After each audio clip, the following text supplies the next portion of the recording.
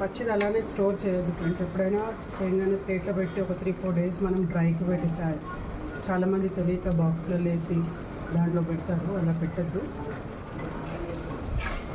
మంచిగా ప్లేట్లో కొంచెం చూపించాను స్టార్టింగ్, అలా ప్లేట్లో వేసి మనం కొంచెం ఆరబెట్టినాం అనుకోండి పొడి పొడి అవుతుంది. పొడి పొడి అయినాక మనం అవి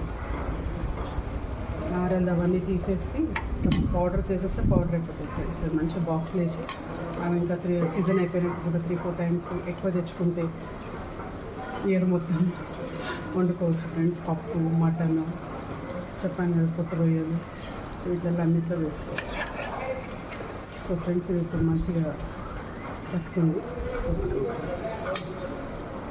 సో ఇది కూడా వేస్తాను ఫ్రెండ్స్, దీంతోనే టేస్ట్ పులుపు వస్తుంది.